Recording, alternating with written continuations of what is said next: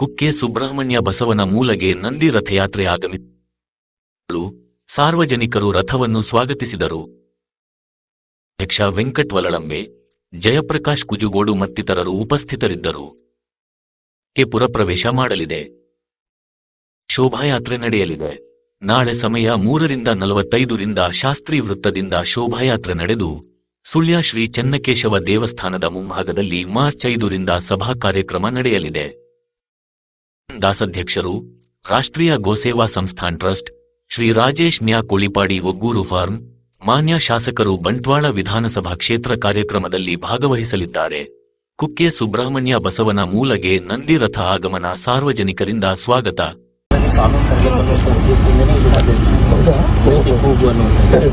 ಇದ್ರ ಬಗ್ಗೆ 11 ಅಂಶಗಳದಾವೆ. ಯಾಕೆ ಈ ನಂದಿಯನ್ನೇ ರಾಷ್ಟ್ರೀಯ ಪ್ರಾಣಿಯನ್ನೇ ಮಾಡಬೇಕು ಮತ್ತು ಇದಕ್ಕೆ ಪೂರಕವಾದಂಥ ಮತ್ತು ಕಾನೂನು ಮತ್ತು ಯೋಜನೆಗಳನ್ನು ಯಾಕೆ ತರಲೇಬೇಕು. ತರದೇ ಇರುವಂಥ ಕಾರಣಕ್ಕಾಗಿ ಶಾಶ್ವತ ಸಹಾಯಕನೇ ಹೋಗ್ತಾ ಇದೆ.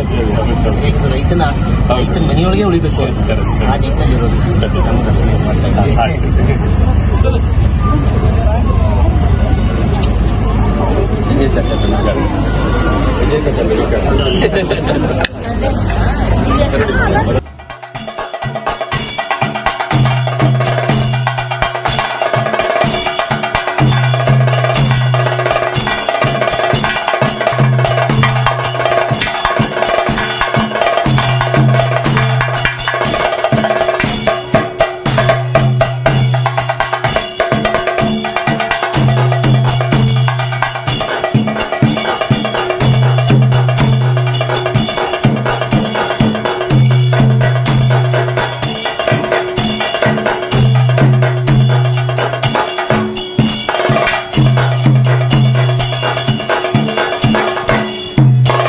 ತಂದೆ ತಾಯಿಗಳ ಸ್ಥಾನ ಹಸುಗಳಿಗೆ ನಾವು ಕೊಟ್ಟಿದ್ದೇವೆ ಅಂತ.